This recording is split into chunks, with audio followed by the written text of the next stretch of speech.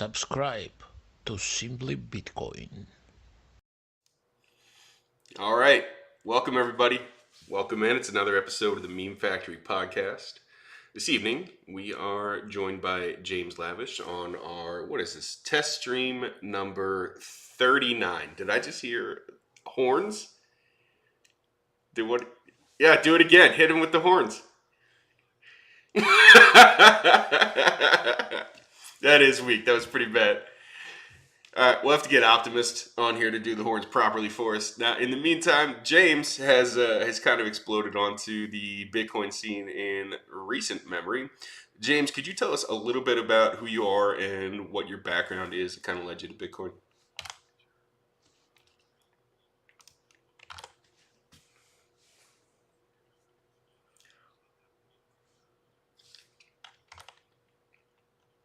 It's my absolute pleasure.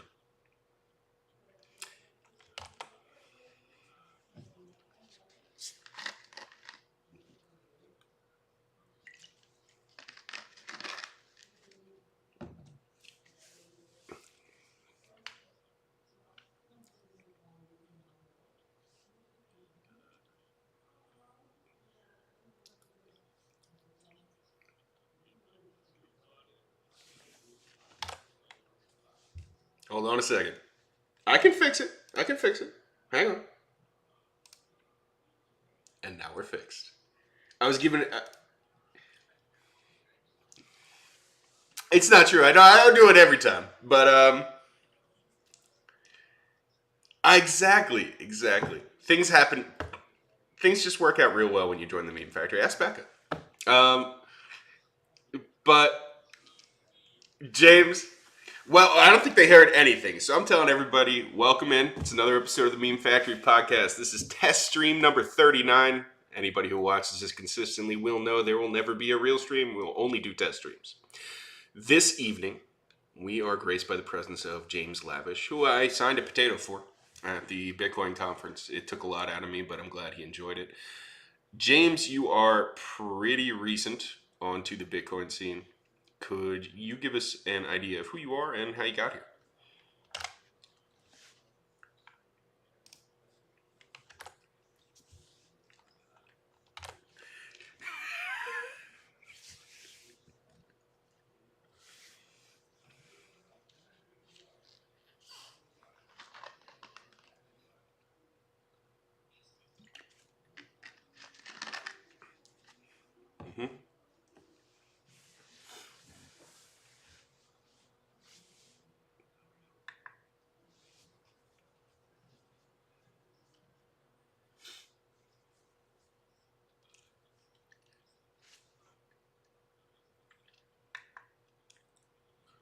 Nobody can hear anybody but Greg.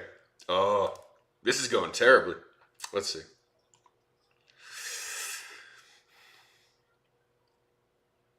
Well, I don't know. The Zoom audio input is showing good. The audio output capture is showing good. This is what we usually run with. The only thing I changed, I switched back. And they still can't hear us because there is a delay. You waited through the delay? Damn. You know, it might be the problem. I might need to update the render.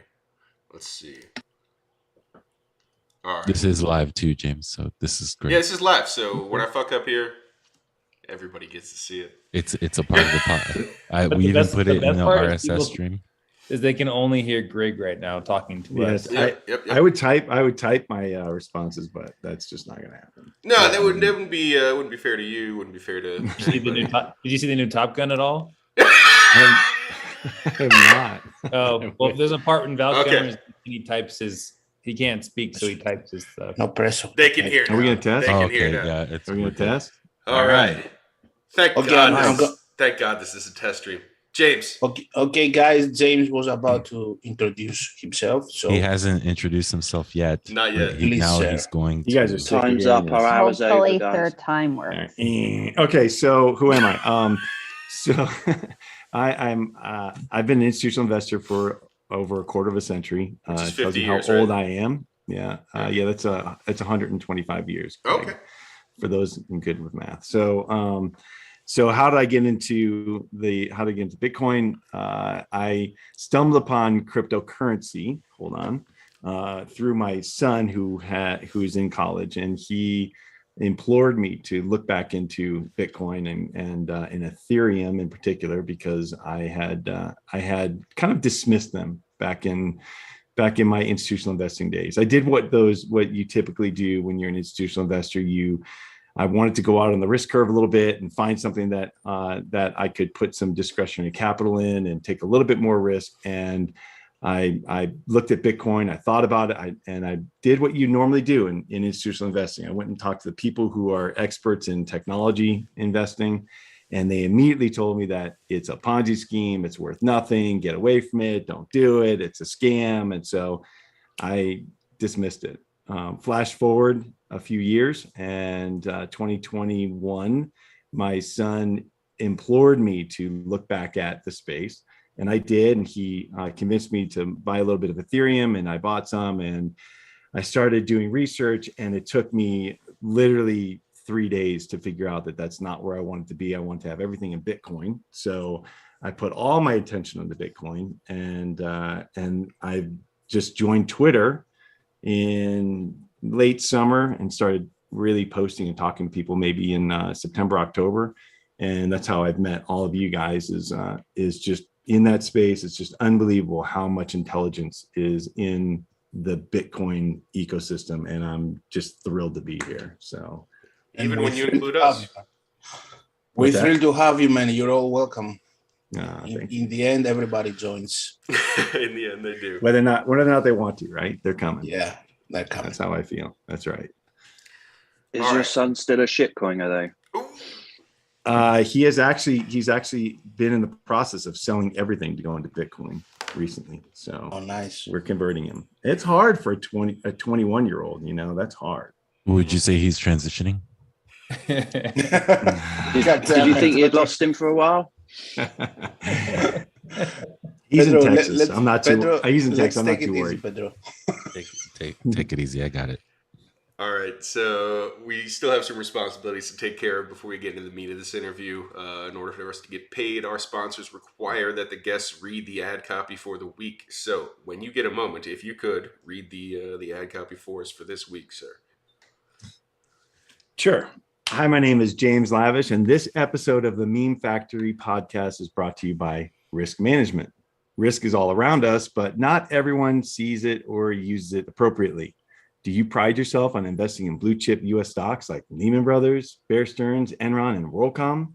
Are you positive that naked shorting GameStop will provide risk-free returns? Were you stoked to see rates rising and thought it was a great time to start that hedge fund? Those blue chips are sitting on assets so toxic, the spreads look like they're right out of the red light district. Arbitrage those blue chips with some credit default swaps so they don't smash your position on the way down. If you're going to get naked with GameStop, then you should really get to know who her previous partners were. Chances are, Melvin and some sort of contagion to spread. It was a bad time to start your hedge fund. You shouldn't have done that. You definitely shouldn't have doubled or tripled down and spent 20 hours plus a week fighting the tape. I forget the point that I was trying to make, but the point is that no one sees risk coming. And one of the best things about risk is that it happens to you whether you want it to or not. So take on some risk today, but do it on your terms and manage it properly with risk management. If I ever get another job, you can use discount code BLOWOUT for 85% off your ACL. I mean, 85% off your management fees. Hey. We're getting paid. We're going to Well get paid done. this week. All right, so that I wanted to pop this off with a quote from Greg Foss when he was talking about you. He's Canadian. He's big on hockey. Greg has called you, and I quote, "not any good at hockey, and the best thing to never happen to the NHL."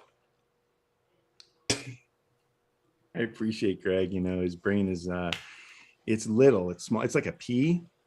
Yeah. Chiclet. Yeah. Tell us more. Tell us more. Go in on Greg. Yellow, tell him to take it easy too. No, go more. Yeah, Greg is 50% smarter than he thinks he is. So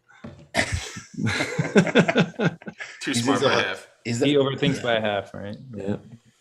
All right, so you. Oh, hi, Rusty. Hey, Rusty, do you have a question? Hi.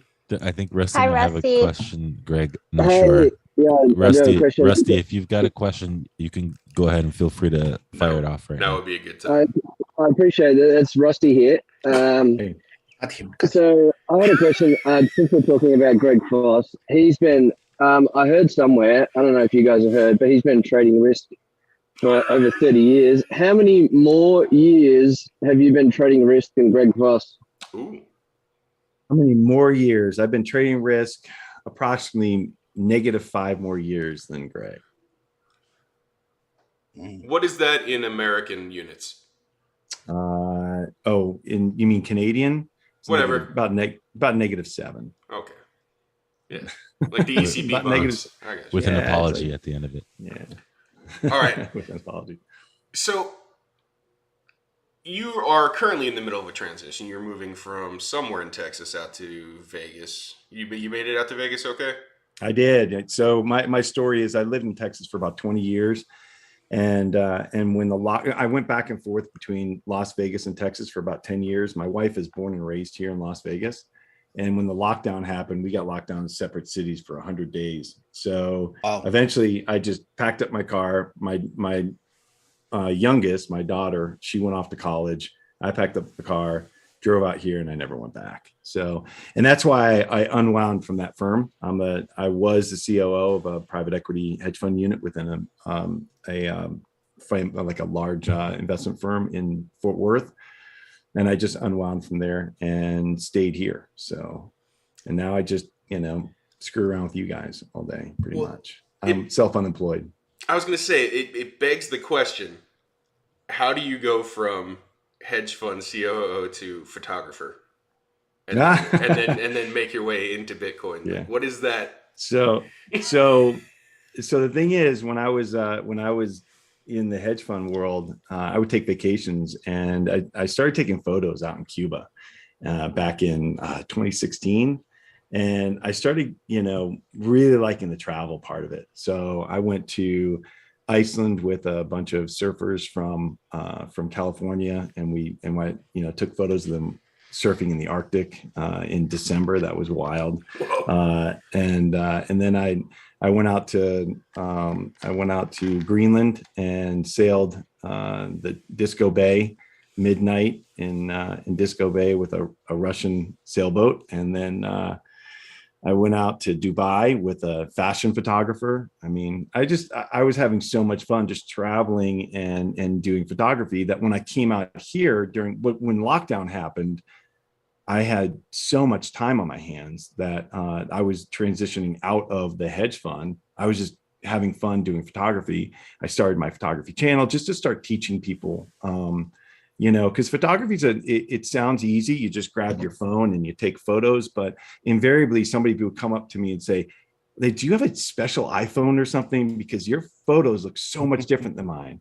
And so I just started teaching people how to take proper photos, and that kind of blew up. And so, you saw my YouTube channel, and I loved doing it. What's that? It looked like you stopped making videos like a year ago, but they all have like a boatload of views. You had some 40,000, 2,000, like a bunch of thousands of views on them. Yeah, I had one that really blew up and like had over, I don't know, maybe 250,000 views or something. It was crazy. So, but basically what I did is I just came out here. I started taking photos of models and some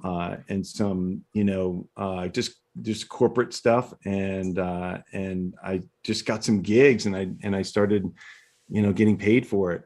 And I realized pretty quickly, I was like, I don't want to do time for money. Like, that's not I can leverage off my knowledge, because this is fun, but I want to keep it for myself. I want to keep that for my interest, and that's my outlet to just go out. So I've got a tent on top of my car. I can just go out to the desert or the woods and just bug out for a few days and just get away from society. And so I like doing that and taking photos or whatever. And so I want to keep that myself. Anyways, so then but I really liked doing the teaching. I like teaching people about something that seems so complicated, but it shouldn't be. It's not really that complicated. And so I started that newsletter, the Informationist newsletter, and back in, I want to say November or December. And I've loved just teaching people the complicated concepts of Wall Street, or investing, or macro concepts, or the Fed, or, you guys have seen some of it. So often I post something and I realize, well, hold on, I've got to dial that back a bit, because it's so easy just to start talking in acronyms or start talking in concepts that I get. I just start saying, well, we're going to see yield curve control in the next year or something. And then people are like, well, what the hell is that? And I realize that if I say, well, the Fed's going to come out and they're going to hold rates at a certain, at a certain price point, and they go, what the hell are you talking about? So I realize I have to dial all the way back. And one of the things that my wife says this, and people around me have told me this for a long time, and especially in my business where I was trading arbitrage, super complicated concepts. I would teach people how to do it and boil something super complicated down to simple, like really simple for anybody to understand. So that's what I like to do. And that's why I'm doing that. And that's why I'm doing the Looking Glass, that educational platform with Greg and some of the other guys that you've met out in Miami, I think, Seb Bunny and Daz Bia. I think you met Jason Sansoni, and we've got Dahlia Platt on there now. So Looking Glass, for anybody who doesn't know what it is it's a Bitcoin learning platform, right? It's basically one course with a couple of modules, teaches you basics in economics. Yeah, and so I got kind of pulled into that by Greg Foss, and because what they were doing is I didn't create this. These young guys, Seb Bunny and Daz Bia and Jason Sansoni, really dug in, and those guys set up the platform. And what they did is they created this course, and it's like modules, and you can step through it. And the further you go, it kind of builds on itself. Like, what is money? How is money used? How has it evolved? All that.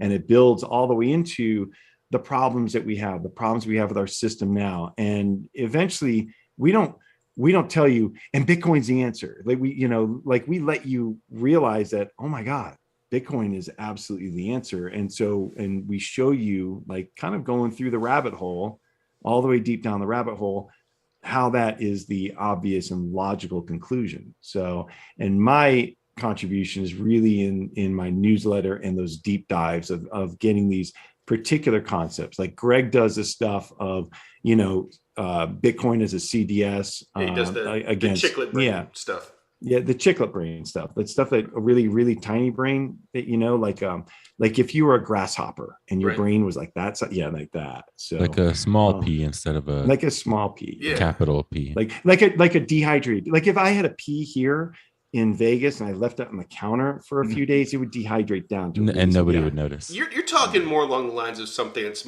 almost just a nervous system, not even the full developed brain. Yes, it's like it's not really fully developed. It's just an autonomic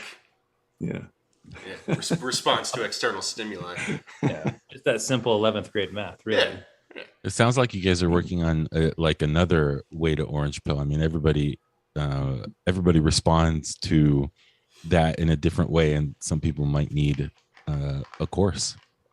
Yeah, and that was the thing, is that what I felt like, okay, so how I got orange pilled is I just started watching videos and following people on Twitter and reading the Bitcoin Standard, reading Hard Money You Can't Fuck With, and I just started getting my head around what Bitcoin actually is and how it's different from cryptocurrency, right?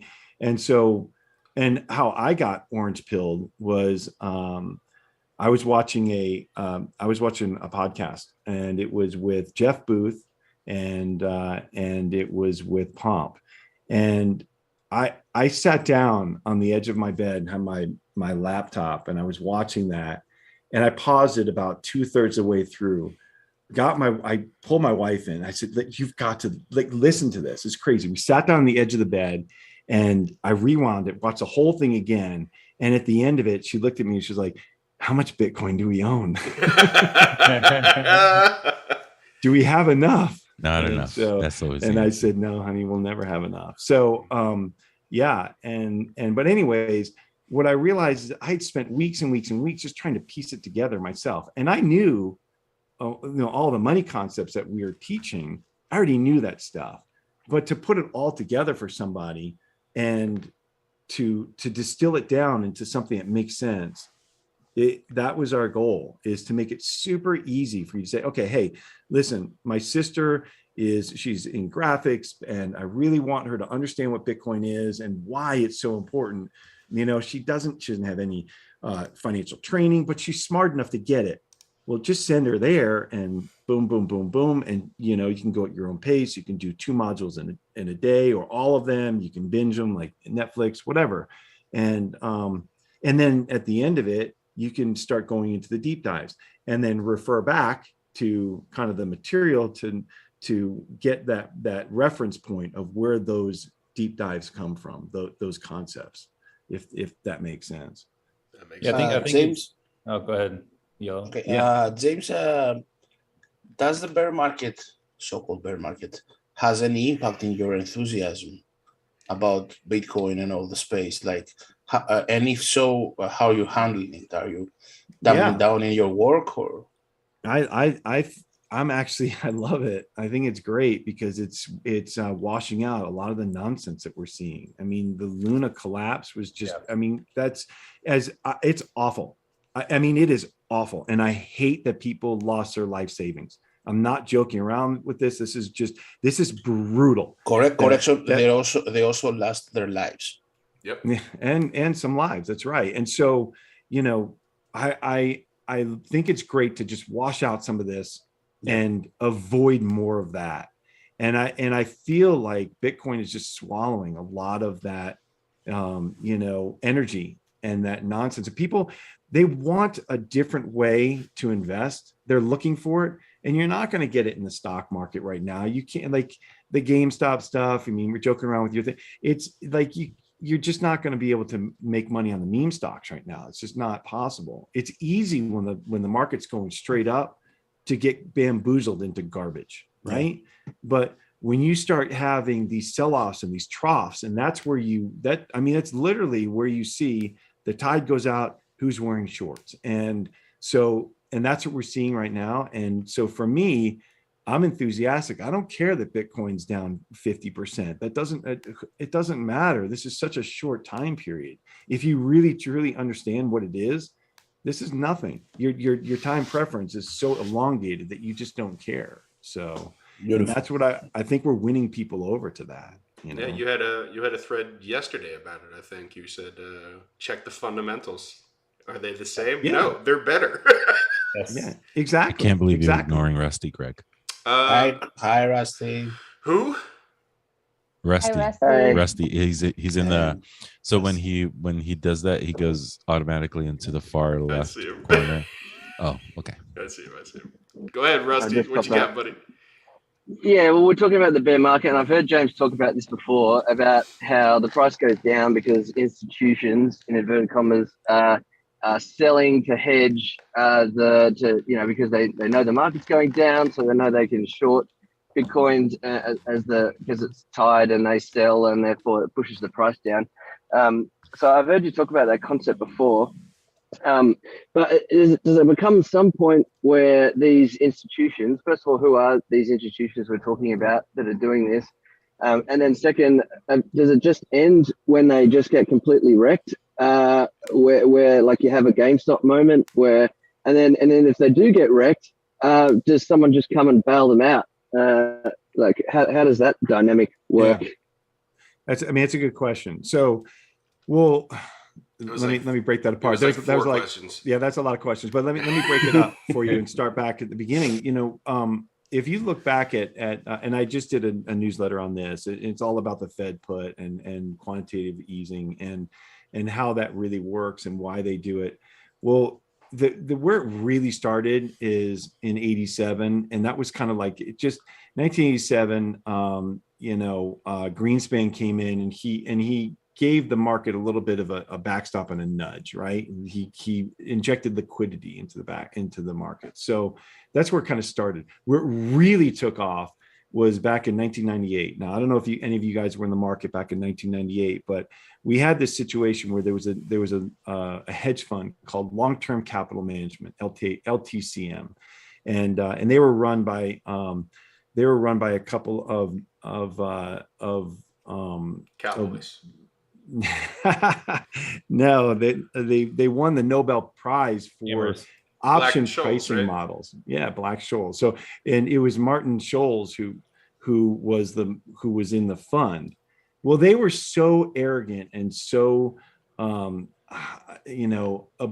their egos were so big that they took not just 10 to not 2-to-1 leverage or 10-to-1 leverage. They took like 100-to-1 leverage on $1 billion. They had $100 billion of positions, and the way they were positioned is they were short volatility because they were playing these interest rate arbitrage trades, right? And if the spreads went out, it's volatility, right? And the spreads just had to blow out just a little bit for them to lose a lot of money. Well, people started getting wind that they had these positions, and the Russians they devalued the ruble. Certain spreads went out, and these guys got absolutely obliterated. And they went to the New York Fed and they begged, and they said, they basically said, look, if you, it was actually a prime broker that went to the Fed, the New York Fed, and said, if you don't bail these guys out, we'll collapse. And it was a major investment bank. That's where it all started. Okay, so going to your question, what do I see in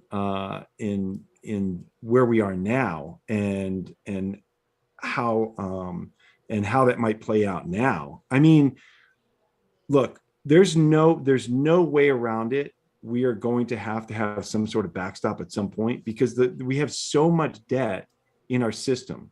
That our GDP can't grow as fast as our debt can, because the interest rates are going to, they just won't allow us to, we have to inflate away that debt. There's just no way for us to keep up with that interest rate, right? Because as the debt grows at a certain interest rate, say it's an average of 3%, and it's 1.25, 1.3 times, and our current GDP has to grow at 1.5 times of what it is now. And if you look at the global GDP to global debt, it's like 3 or 4 to 1. So if you look at the whole system, there's just no way that we can get out of this without inflation. We have to allow inflation to keep going. So that was part of your question. What was the other part? Rusty, when his hand is down, he can't talk. Probably something. I'm back. Probably something about kangaroos or something. So who are the institutions that are shorting? Oh, yeah. And okay. Then if they, okay, so shorting Bitcoin, or who's selling? It's shorting. So Okay. He's heard about me say this before. Okay, so why is Bitcoin correlated to the Qs, the NASDAQ, and to risk on assets? Well, one of the major problems is, first, institutions don't really fully understand it broadly, right? They put Bitcoin in the same bucket as Ethereum and Solana and Cardano, it's all the same to a lot of them, truly, they just don't understand it yet. So that's problem number one. Problem number two is you have hedge funds who they have portfolios of assets that are risk on assets, and they're using Bitcoin as a quasi hedge against it. So they know that Bitcoin is a leading risk indicator. It has been for a while. So if the Qs are going to sell off, Bitcoin sells off first, and then the Qs sell off behind it. And Bitcoin will usually sell off a little bit more in percentage terms than the Qs or the S&P. So what they're doing is they're using that as a hedge against their portfolio. It's sloppy, it's not right, but they're doing it. And so that's just the reality, okay? So though it's major hedge funds that are doing it. It's not pension funds, it's not ERISA, it's not it's the guys who, it's not 401ks, it's the guys who can short in size and can, really lever up to do it. So that's number one. When does it decouple? When does it become uncorrelated? And do those guys have to get wiped out? And will they get saved? That was your other question, right? So number one, the way that it becomes uncorrelated is when institutions understand the asset, really truly understand how Bitcoin is different from everything else. That's number one. And not just understand it broadly, but deeply, but broadly. So a lot of them understand it. Okay, so where are we now in this? Well, if you look at our system, out of the 100 and, or let's say out of the $730 trillion of assets, there are five firms that control $30 trillion of that, right? You've got BlackRock, you've got Vanguard, you've got Fidelity, State Street, Morgan Stanley. They control over $30 trillion, right? Okay, so Fidelity is getting deep into Bitcoin. They're starting to really understand it. So that's number one. That's really good. And BlackRock, they understand it. They just haven't really pushed too far forward with Bitcoin yet, because they see, I think they see a higher beta in some of the other stuff, and they're still playing that game. What does that mean? Whatever. The higher beta, meaning that it's more sensitive to risk on moves, right? So they can play that move. But when you start getting, BlackRock, State Street, Morgan Stanley, when they dedicate a certain portion of their portfolio to Bitcoin as a separate asset, to a completely separate asset class, well, what do you think all the other asset managers in the world are going to do? I mean, this is $30 trillion worth of capital here. This is not going to be a small, bite. This is going to be meaningful to Bitcoin. Bitcoin could double, triple in very quickly off of this. Like in an hour or? Yeah, maybe 20 minutes. On that, James, if I may, because it's like a question I had to ask you. You were a part of a fund. So you guys have your models, you do your research, and accordingly you do the investment. But in the end, how much part does it play in your decision making what the bigger guy is doing? Like in the end, in this market, is it like a theater of like mimicking each other? Yeah, I mean, we've seen that in hedge funds in particular. It's been very difficult for you to stand out as a hedge fund because these guys are climbing all over each other on the same plays, the same positions, the same trades, So we have seen that before. They all become correlated, and it's difficult. You've seen how difficult it is for hedge funds in particular to make money recently. So yes, they do climb all over each other, but I'm talking more on the institutional asset management side. So hedge funds they're not like Fidelity and BlackRock. I mean, BlackRock has hedge funds, but these guys, they have so much money under management that when you start getting those guys doing it, anybody who's managing money institutionally is going to have to sit up and take notice. Okay, so what does that mean? Well, part of the problem is, and you guys may have heard me talk about this before, is it takes a long time to get through that process to be able to buy Bitcoin as a separate asset class within these institutions. Why is that? Well, because it's not a regulated asset yet. It's not, the clarity on it is so vague that they can't really dig into it yet. So we need a little bit of regulatory clarity, number one. Okay. Then number two, what we need is for these large asset managers to dig in and have a champion within the firm to bring it all the way home. So if you have a portfolio manager that likes this, that understands it, he's read the Bitcoin standard, he's read the price of tomorrow, he's following Jeff Booth, he's watching people on Twitter, and he gets it. Well, that's great, but he still has to get buy-in from his investment, his chief investment officer, number one. Then they've got to get buy-in. If he gets him to buy in, then they've got to sit in front of a table, a boardroom of people in the investment committee, and get them to agree that yes, they should start buying it. Then they've got to bring in the general counsel and get approval that they can start buying it. Then they've got to sit in front of the compliance committee and talk about what they need to do to implement this strategy and to have it as a separate asset class. Then they've got to decide all these things like, number one, who's going to trade it? Who's going to settle it? Where are they going to hold it? Like, who's going to custody it? It's not like a prime broker who custodies all of your stock and bond assets. Like, where are you going to keep this? And do you feel comfortable for your investors that whoever's holding it is the risk is low enough that you are abiding by your fiduciary duty, right? And then you have little things like, well, where do you even market? Because you have to mark to market every single night your portfolios. Well, Bitcoin doesn't ever close. Do you market at midnight in London? Do you market at the New York Stock Exchange close time? Like, where do you actually market? So these are all the things they have to go through. And this doesn't take days. This doesn't take weeks. This takes months, and it could take over a year. So all those things have to happen.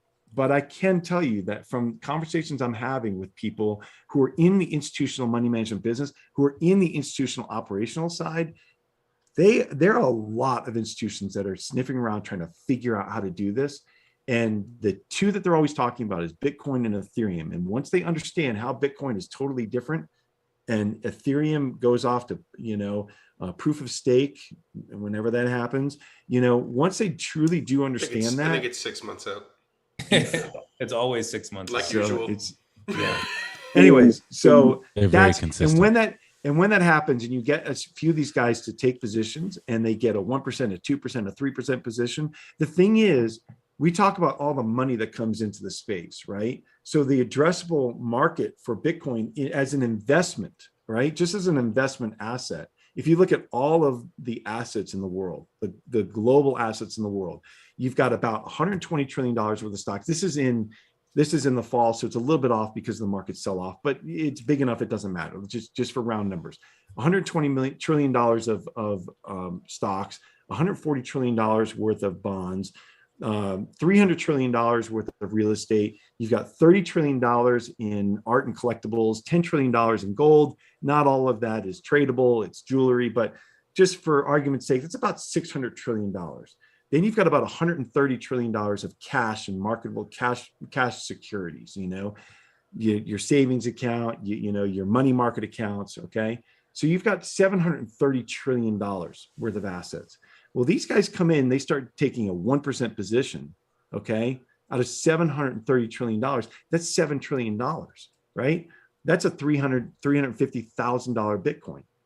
Then you get a 2%, that's $700,000 Bitcoin. 3%, that's $1 million Bitcoin.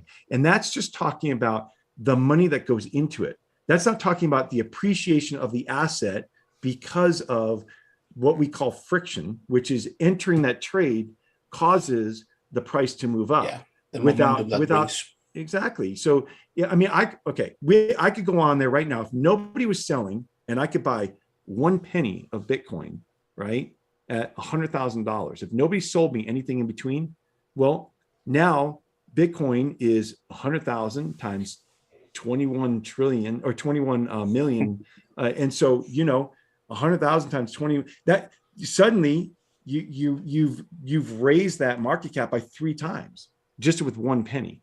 So there's that's how the DeFi coins do it. I think you've given. And then the founders are all at 100,000. Yeah. Right? So yeah. Right. So but you guys get you're gonna ruin it. Yeah.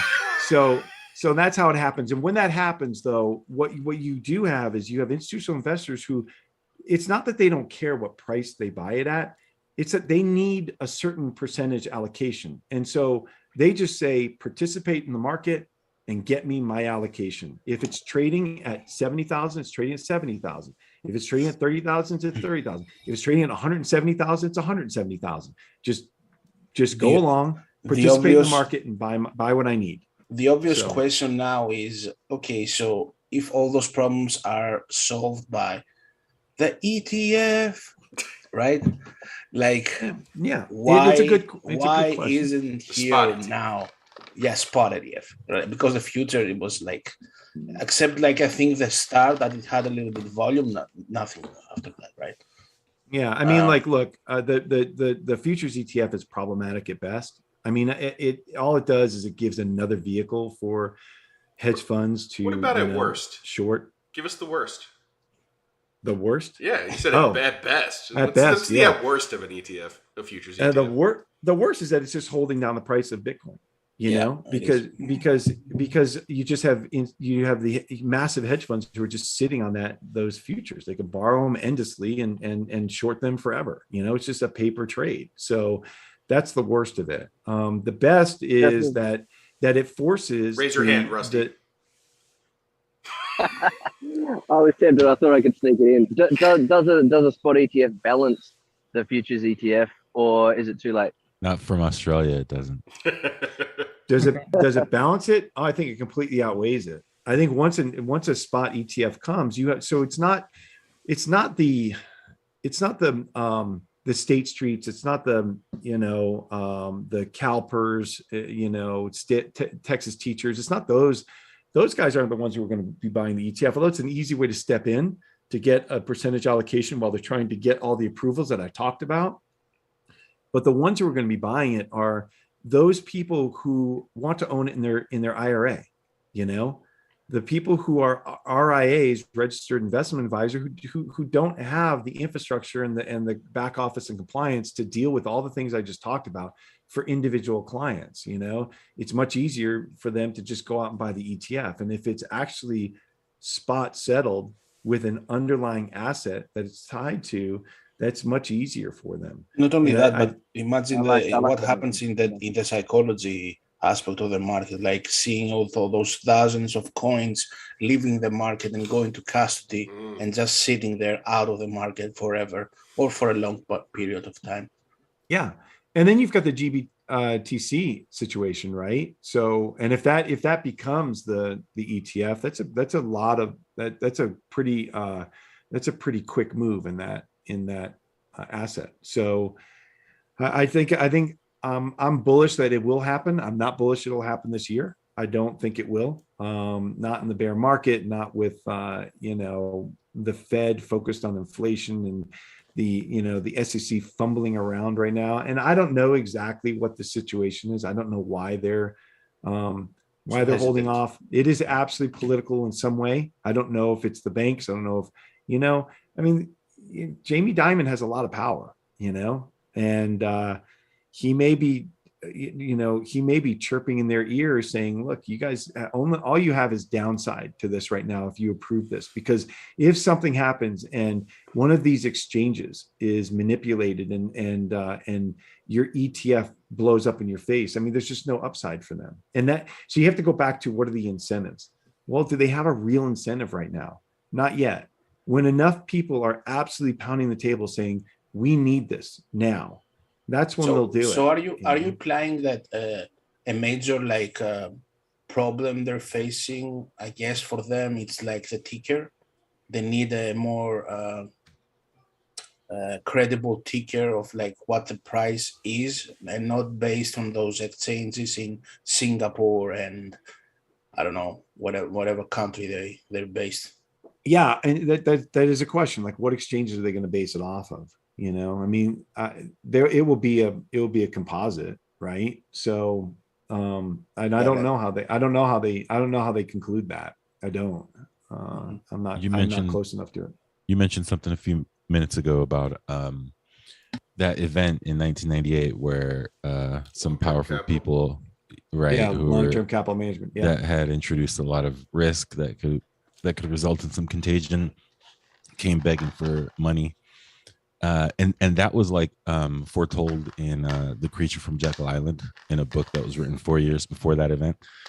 I'm curious, there's been a number of events leading up or since then, up until the COVID thing, where at that point, nobody came begging for money. The government just sort of started helicoptering it into the environment.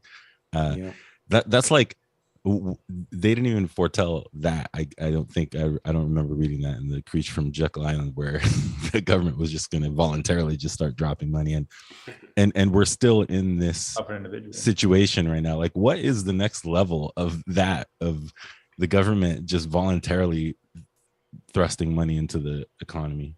Yeah, we were talking about this on Preston Pish's podcast last week, I think, and it was, the bottom line is, I don't think that this next cycle we get into QE infinity, but I do think in 2 or 3 cycles of this, things start to like we could have things break in the next cycle, and what happens is once the bond market starts to break, and it won't be our bond market first. For the Americans here, we are unbelievably privileged here, like so severely overprivileged that we don't even understand how difficult it is for places like Venezuela, for Lebanon, and people who they have money in the bank that can just be seized. It can be turned into something else. It could be revalued, in an instant. So we're super, super lucky here. Now, that said, there will be currencies that break in this next cycle. They could even break in this cycle. I don't think they will yet, but there will be some that do break. Greg thinks that, Canada has the worst balance sheet and they're the ones who are going to break out of the G7. That's possible. Do I think it's going to happen in the next year or two? No, I'm sorry, Greg Foss. Yeah, Pete. Yeah. If I just want to add one thing into what Pedro was saying, like how could it get worse, or like what's the next step? I think it'd be something like a debt jubilee, right? Like that's what we're seeing with like $5.8 billion was just forgiven for student loans. That's nothing. Colleges. So I think like a debt jubilee could be something. Yeah. So what happens is, that's the only solution they have, right? To inflation is to print more money and give it out to help the people who are getting hurt by all the money printing. It's absolutely moronic, but that's the only thing they can do, that is keep printing. And so, this next right now, if we're going to get into a situation, I think that in this fall, we're going to have enough of an economic downturn that they're going to tap the brakes. Okay. And they're going to have to swallow a higher inflation rate. So instead of saying that, inflation should be 2 to 3% or 2.5 to 3%, they're going to say it's got to be somewhere between 4 and 5%. And it's just what it is. And they're going to have to accept it. And that really sucks for the people who do not have savings and investments. If you don't have savings and investments and the inflation rate is 4 or 5%, it's eating away at your earning power, your savings every single year, and you're unless you're making more money every year, you're getting obliterated by it. But anyway, so that's what I think happens this cycle, is that we skid out, we don't crash, but it's not a soft landing. It's not going to be, I think it could get hairy here, truly. Excellent question before Rusty. Question. Hello, James.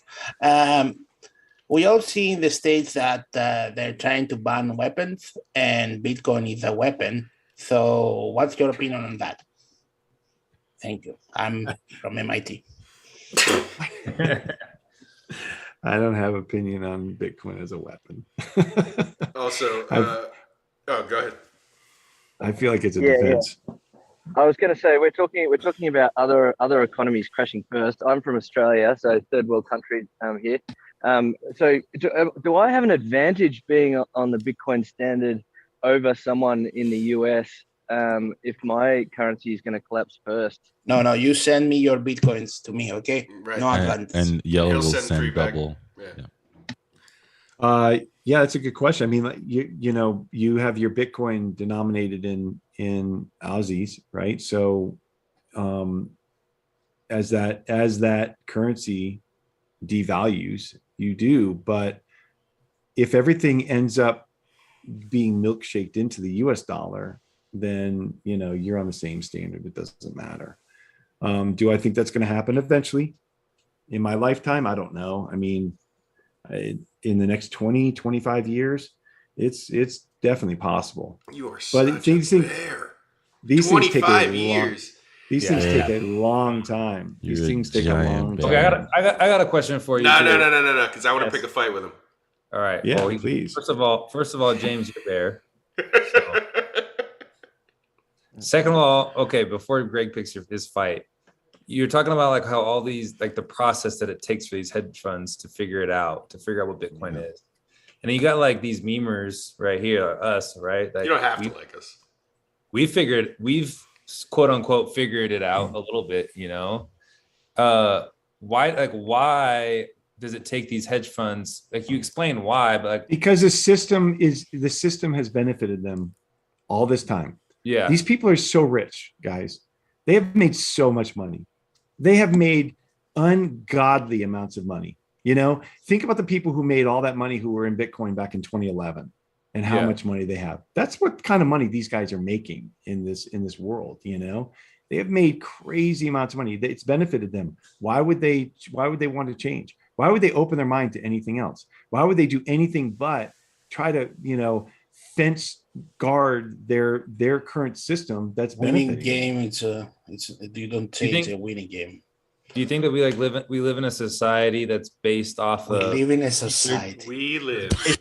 That's based off of knowledge. We live in a society. From headlines. You guys didn't tell me. You didn't tell me it was going to be so serious. I thought that we were going to screw around a little bit. Well, yeah. I'm just wondering because every time I go to a party, right? If I go to a party, people talk to me about Bitcoin. Are you usually invited or do going you crash? to parties? Do you crash? Where do you like? So Both. how do you get? How do you find these parties, Sean? I just tell people I'm Pedro, so You swipe right. Okay, so do you think people are just like they just read a headline and that's all that they do? Like they just read the headline, they never read articles, and that's all information they have. Well, yeah, but even if they do read the articles, have you read the Bloomberg articles recently? I mean, about the Bitcoin mining, and I mean, like, yes.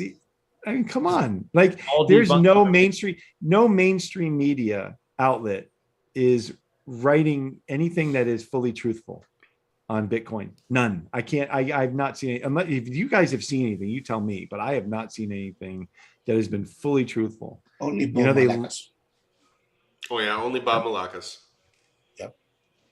So that's the problem, is that they're not gonna pick up the Bitcoin magazine. No, James, that's not the problem. You're the problem. Oh, you're the problem. You're the problem because I've seen you now say a few times that there will be 12 or so currencies when Bitcoin is the base layer of money. That's the fight I'm picking with you. How is that happening? I said that. Oh, yeah. Before you go to the fight, No, the fight's here. Fight's here. Do you have the sun right next to your face? What's happening now? No, my son's in the other room. No, the sun. No, yeah, the son's in the other room. They're both in the other room. So how does this happen? Well, I think Bitcoin actually, it becomes the base asset, you know? Right, but in that environment that you described, Bitcoin's the base asset, but people are still transacting in dollars and euros and yen. Yeah, I think it's going to happen for a while. You know, it's going to take a long time for people to move out of this current system into another one. And I mean, look at what happened with Russia, you know, the last few months. And it happened, you know, we're suddenly realizing that, you know, it's important to have your currency backed by something. And suddenly people are realizing that, yeah, Russia has a lot of oil and gas. Oh, and they have fertilizer. I mean, they can demand to be paid in rubles. And there's little that a lot of people can do about it. So I think that, you know, you've got Russia, you've got either it's going to be like a combination of the ruble and yuan, or, you know, a few other currencies possibly, but I think the dollar survives for a long time. And honestly, I think that's a good thing, because you don't want to go from one system to another in a jump. You know, I don't know if you've ever tried to change over operating systems in a business. And if you did that, you know, and you had all your inventory priced in one thing and you had all your settlements priced in one thing, and then that you just switch over one night and God, I mean, that would be a nightmare. What you do is you run the operating systems in parallel for a while, and then you switch over. And I think that if we do that, I think a lot fewer people will be hurt. And so, I mean, that's what I'm hoping for anyways. So I just misunderstood your position. Your position is that these 12 fiats will exist for a while until Bitcoin really takes them out. Yeah, exactly. Yeah, I don't know if that happens in my lifetime, because I'm, apparently 3 times as old as you. Yeah, you're like 93, right? 94 and a half. And so, but if that, I do think it happens eventually. I do. It's just Greg's just mad because he was invested into USDT, and that was supposedly backed by Bitcoin. No, it wasn't. Don't even say shit like that. USD. All right, so USD. We're coming towards the end of our hour, and you've been very generous. First of all, Becca, are sandwiches ready? What happening? What is going on? Sandwiches. Yeah, I'm just waiting for the bread to come out of the oven. Maybe another 15 minutes. Okay. We don't have 15 minutes. That's fine. We got a moment. Well, yeah, it's a little slow today. I'm taking care of Labra, so he's taking up. I can hear that. Is he the one barking? Yeah. He's pooing on Becca's table right now. She's got to clean that up first. Yeah. Gotta follow. Oh, Labra is Amber Heart. I didn't know that. Before we go to RD's question, Greg, I think Yellow has one question he needs to sneak in before we move. No. It's yours now. Oh. James, do you go by James or Jim? James. Never been gone by Jim. Yeah. Are there any other rabbit holes that you've gone down? You mean in cryptocurrencies? No, just in general. In general. Sure, I went down the photography rabbit hole. That was fun. But no, look, I'm the kind of guy who likes to truly understand what the hell I'm getting into. So I think that I'm only about 100th of the way down the Bitcoin rabbit hole. So I've got a lot further to go. You guys understand so much more. You've been around this space for so much longer. I can bring my lens a little bit, but man, I've got a long way to go. And if there's a rabbit hole I should go down, tell me. Huh? You never reach the bottom. No. The Bitcoin rabbit hole. Well, before RD gets to his question, I had another question. I just wanted to make sure, because we have a small audience. It's not big, but maybe some of them are actually influential. Are you still unemployed, James? Or I'm self-unemployed. Yeah, self-unemployed. I'm deciding what to do. There's a few things I'm working on. I'm working. Yeah. I know Simply Bitcoin's in the chat, so if you're looking for a job as like a talking head somewhere, thank you. They might be able to use you. Thank you. So I'm open to talking about anything. I would probably use my skill set, what I've done all these years, but I want to stay in the Bitcoin ecosystem. I want to be in here. So if I'm going to be investing, if I'm going to be doing something like that, it's going to be here. So, but awesome, man. We'll see. All right, I'm gonna hand this over to RD with the most important question of the night. Oh boy! Thanks for coming on, James. This is the important question. Sure. If the meme factory did exist, and we all know it doesn't, which one of us would you like? Which one of us would you retweet? And which one of us would you mute? Oh man, well I got to mute Greg after picking a fight with me. I mean, come on, dude. He's in high school. You get the lumber. What's that? You get the lumber. Yeah. Yellow gets a like because he asked me some great questions, and Rusty gets a retweet.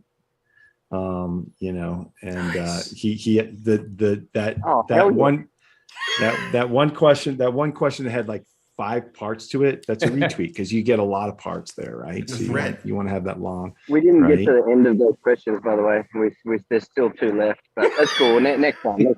He's trying to do a micro Chad right now. He's trying to pull a micro Chad. If it was a micro Chad, we'd have 30 minutes of story and then maybe a question. Yeah. Sean, I want to follow just because I want to know more about basketball, man. I don't know enough about basketball. We have a new category, RD. Do you think, James, that Bitcoin is basketball? Bitcoin is part of basketball. I mean, the other way around. Basketball is part of Bitcoin. I love that I just got corrected. That's great. Because it swallows it all, right? It swallows it all. Everything You need to go down the basketball. Hey, you know, rabbit hole.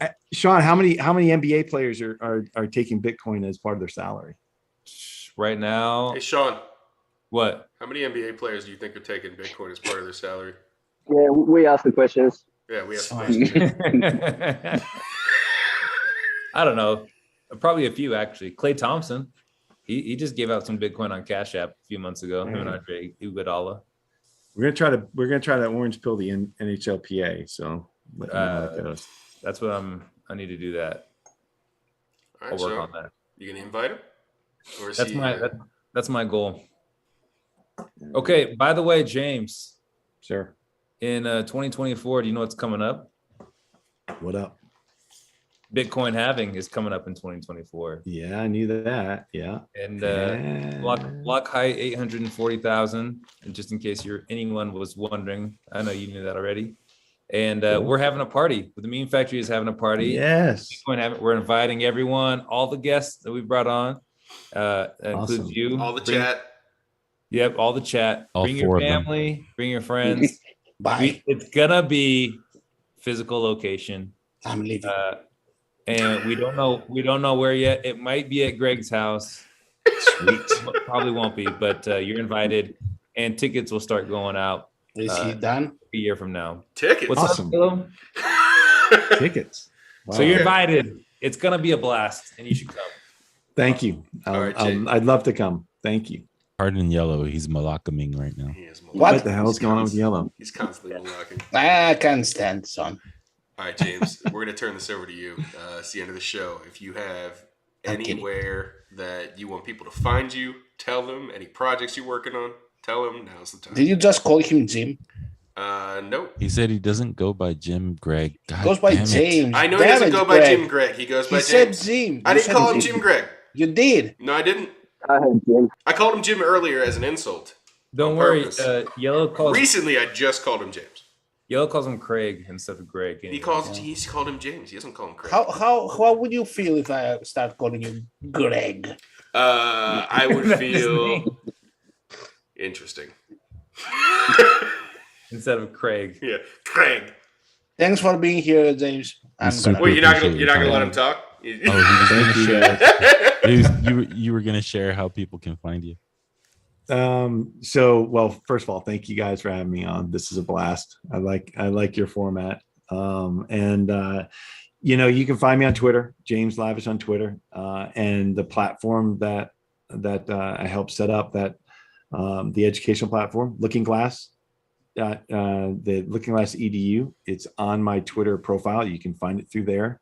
If you have, if you want to just learn more about that, just right there. It's easy to get to. And then if you haven't subscribed to my newsletter and you want to get those concepts piecemeal, pretty simple. I mean, like super simplified every Sunday morning. You can also find that right there. But other than that, I just appreciate you guys having me on, and it's always good to have a little bit of conflict. It was a pleasure, sir. It's our pleasure. James. Everybody, thank you for coming out. We're going to play you out now with Thank you. with our Meme Factory graphic. Have a good night, everybody.